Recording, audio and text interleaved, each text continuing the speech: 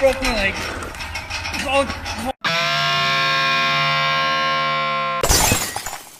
Hey, what's up, y'all? My name is Millennial Smart, and I'll bring you the slop, the whole slop, and nothing but the slop. You've seen in the thumbnail already, but really quick. You see this picture right here? Same one in the thumbnail. I get it now. I absolutely understand, and I absolutely get it. I get why pictures like this exist. You know, I feel like personally, at least within my area, my specific surroundings, whether we're talking about personal life, whether we're talking about the internet, the number one word I've been hearing throughout this entire decade, the 2020s, the number one word that I've never heard of prior to 2020, and all I can hear it is post 2020. That word is tribalism. I even said it a couple times, right? Tribalism. We've been using the wrong word. Yeah, you've heard me right. We've been using the wrong word this entire time whenever we describe people like this. We should actually use two words. Two words, actually. And you can combine them if you want to. Opportunistic camaraderie. Opportunistic camaraderie. Start using that more often. Because I get it now. I understand why people like this fucking exist. These people are performative. These are losers. These are white savior types who don't give a single fuck. They are clout hungry. They are grandstanding, mentally ill, purposeless, wanting to feel wanted Karens. If you follow me on Twitter, that's what I said verbatim when replying to another post, right? And I stand by what I said because that's what these people are. They don't give a shit about any of the politics that they support, yet they constantly feel the need, the necessity to bring it into every fucking space that they're in. They run into a fucking china shop like a bull and break everything and run back out of it. And we're forced to have to clean up the mess. And I've even come to another conclusion. Call me sexist, call me misogynist. See, here's the thing. They use those types of words to shut down discourse. That's what they do. They call you a sexist. They call you a misogynist. They call you all these kinds of words because it's just controlling you. It's all just to control you. They want to say those words in order to label you because it's an effective way to shut down discourse. It's an effective way to tell you to shut up without telling you to shut up. I'm to the point now where I'm starting to realize 90% of all the things that you see in regards to politics being instituted or being propagated within any kind of media space is pushed by primarily women. Right? And the more and more, and here's the thing, it doesn't have to be multiple women. Almost always it is multiple women, but it could just be one. It could just be one. And all you have to do is look good. Look nice, and someone's going to fall into line with you. And they're going to fall into line, and they're going to be able to push other men to fall in line behind them. And it happens over and over and over and over. All you have to do is post. That's it. All you have to do is post. And you'll have a swarm of lonely men who now just created a community out of being a bunch of lonely simps simping over a woman.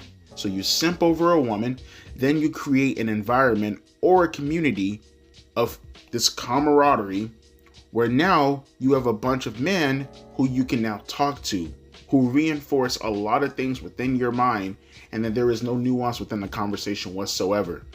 And then that broad way of thinking in regards to how nuanced you should be gets narrowed even further when you start to talk to other men within that group. And now you have subgroups within that.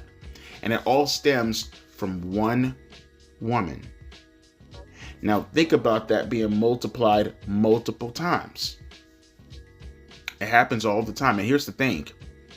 The problem with that is that woman that created this entire community, so many subgroups within this community who are only here to simp after this woman, it only exists based off of her wanting to have clout. She's opportunistic. She's an opportunist. She's the ultimate opportunist, if you will, right? Rated R for retard, though. That's where that whole opportunistic camaraderie thing comes into play. And they keep using this over and over and over and over and over and over again in order to push whatever they want to push within professional wrestling. Now, I'm talking about professional wrestling in particular, but you can say this to about anything. Comic books, video games. Wasn't that the whole situation, the whole controversy like 10 years ago with that Anita Sarkeesian lady? Remember her? That's a blast from the past, right? Remember Anita Sarkeesian? The whole Sargon of Akkad thing that happened a couple of years ago? Back in the 2015, 2016 era? That's a perfect example right there. And the thing is, there are so many lonely fucking losers out there who will actually rid themselves of the extent of their own entertainment if it means they can even sniff the butt cheek 200 miles away of a woman. You know it's true. You know it's right. You know I'm right. You've seen it plenty of times. The thing is, I promise you, if they had a girlfriend and they were satisfied with their whatever relationship that they were in, if they had real friends, I promise you a good majority of whatever you see in the world that you hate, that you feel like is being censored because of some overly protective Karens who aren't even necessarily offended by the situation. They just see other people within their small niche who are performing, because again, none of these people are offended. They're all performing. They're pretending to be outraged. They're pretending to be offended because it's what the group mentality suggests. And by that, it means that the behavior that is being perpetuated by this one individual has now have to be perpetuated by everybody else within that group. It's a religion. It's a cult. Call it whatever you want to call it, but it's all performative. They do not give a single fuck about whatever issue they have to stand on the neck of. They do not understand the issue. There is no nuance. I see people all the time say things like, have a discussion with a person in order to get them on your side. That's the best way to use words over violence. Here's the thing. You're not understanding. They aren't hearing words. They're not seeing anything but you. That's it. And the words that come out of your mouth, and it happens to be negative, is indistinguishable to these people when it comes to hearing people saying things in regards to legitimate evil. And the more and more you try to reconcile with these losers, with these mentally ill individuals, where all they see is what their group said was bad, well, you're losing the battle without even fucking coming into the war with a weapon. That's what you're doing. And you have these people who constantly have to reaffirm this over and over and over and over and over again within professional wrestling. You constantly have people like Brody King who is pushing this out there, right? And this woman in particular found it an opportunity to wear the shirt and be more divisive. Let me ask you guys a question. Even if you are anti-ICE, right? Let's just say you actually formed a legitimate opinion amongst yourself. You've come to the conclusion of the things that you did see. You support the people who are legitimately protesting out there. Let me ask you a question. How's that helping you? Let me ask you a better question. For people who are actually boots on the ground, trying to do some legislative work, right? Whether you support ICE, whether you hate ICE, it doesn't matter. You have some people out there who are legitimately doing the groundwork, laying the foundation to actually implement certain laws or statutes, pretty much deterring ICE and trying to get public perception on their side. And you think having riots, having cars block traffic. You think you're getting people on your side by doing that? That's the dirty little secret that I see within these political spaces nowadays that these people don't even understand. You think being an extremist, and the harder that you go, you're going to get people on your side. No, you're not. No, you're not. You're a retard. You're pushing them away even further. And then you have the audacity to bring it within whatever space you think people want to see all the time. You think within wrestling, the average wrestling fan, even keeps up with politics to know what the fuck you're talking about in regards to ICE. So, okay, who are you preaching to? B, might even be pro-ICE and they don't want to see that at all. By the way, shout out to the companies. Or C, at the very least, even if they actually agree with you, you think they want to see this shit. They want to see 24-hour politics because you want to propagate that within their wrestling, within their entertainment overall. See, that's the part that I'm not understanding. Who are you helping? Who are you preaching to, Brody King? Who are you preaching to? Girl with the shirt on? You're not preaching to anybody. You're hurting your cause and you're doing it all just to get likes. See, it'd be one thing if maybe you can make an argument that this is all about awareness. That's what they like to say all the time, right? Like, oh, we're bringing awareness to this. Who doesn't know about ICE right about now in America? You've already formed your opinion about ICE in America. And to tell me that it's not performative, tell me why in Australia we have people saying fuck ICE as well. Because these people don't know what the fuck ICE is about. These people don't give a shit about ICE. You know what they care about? They care about what the actual people who side with them politically are saying. They care about what their favorite wrestler is actually pushing in regards to the politics that they like. Hence why that's why they're one of their favorite wrestlers, right? I will see people legitimately chew a Brody King out and say how trash he is, and how trash that is, and blah blah blah blah. But as soon as he pops up and he goes, "Hello, governor, we're fellow comrades," or however fucking Australians talk, now automatically he's the greatest wrestler of all time. These people are performative. Super duper duper performative. Take Denise Salcedo. That's another one, right? That's another one. Mind you, this all comes back to people simping over women, simping over whatever politics they don't know shit all about, but they want to get likes and they want to be liked so fucking desperately that they're willing to say and do fucking anything if it means you can get them in front of a goddamn camera. Take Denise Salcedo. She talks about ICE, right? Says all this shit about ICE. All this shit, right? Every last single thing. Blah, blah, blah, blah, ICE this. Blah, blah, blah, blah, ICE that. Let me ask you a question. If you weren't a wrestling fan and you seen Denise Salcedo say all this, would you have known that she was a wrestling fan necessarily? Or would you have known her as being another person from The Guardian or another person from ABC News who just so happened to see Brody King trending and look at this, guys, there's a wrestler actually siding with our political beliefs and therefore we're going to push it. You would think that she was a reporter from one of them, happened to see something trending in wrestling and she's going to talk about it. You wouldn't have put wrestling fan first. But that's the idea. That's the idea when it comes to the activists, lads. They want you to look at wrestling and they want you to see wrestling. But the underlying things, the constant things that they won't outright push directly in front of you, they won't be as abrasive as the fuck ICE stuff, right? Abolish ICE stuff. Why? Because they've done enough from an underlying standpoint to get you to the point where you can see something like this and say, you know what? Yeah, I'm down for it. The propaganda has already been pushed enough where you actually fell for it and you're cool with that. That goes for the right too. Don't get it twisted. The thing is though, right-wing media isn't pushed into... Hey, that's something else that always gets me when they say things like right-wing media. There is no right-wing media. Not at least within like mainstream media.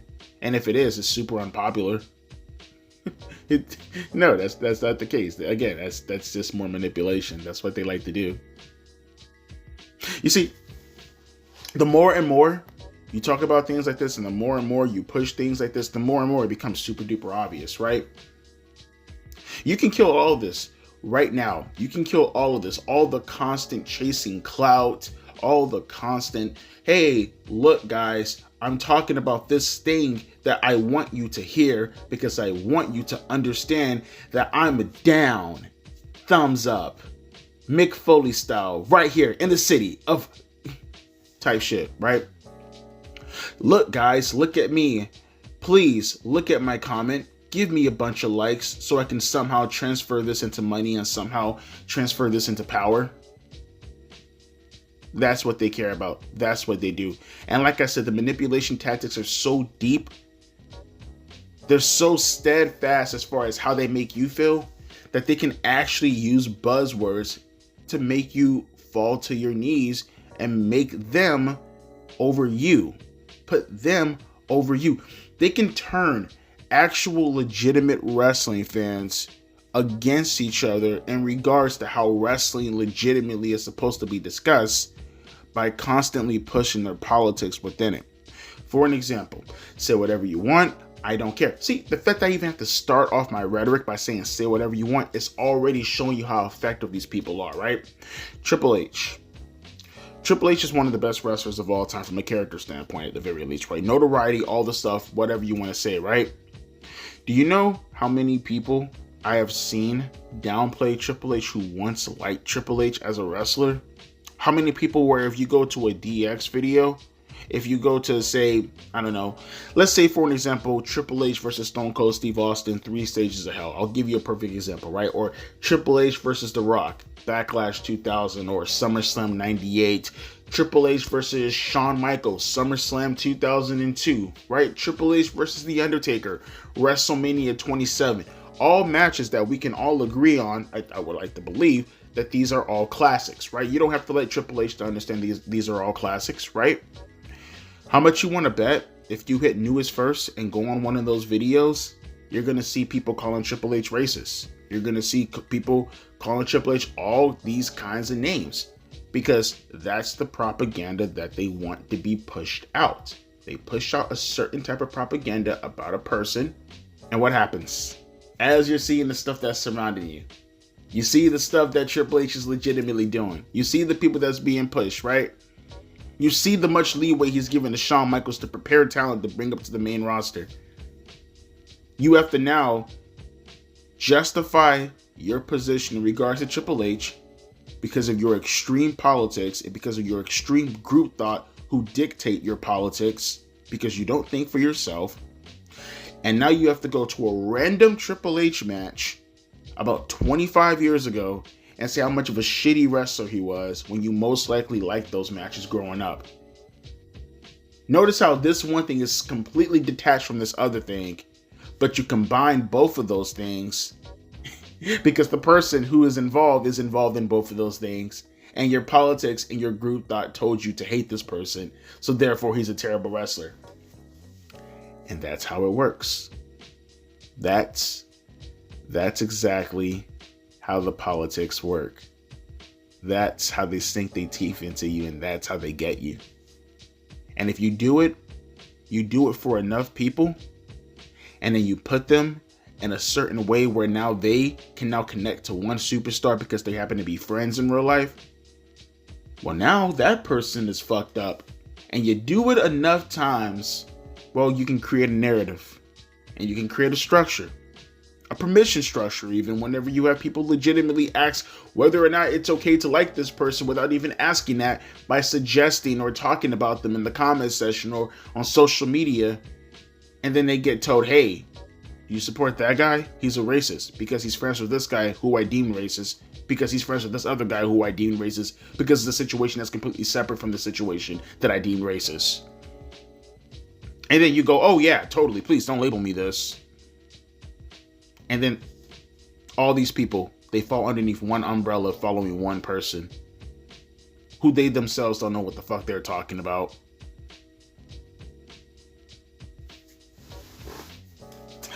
Please Tell me where I'm wrong.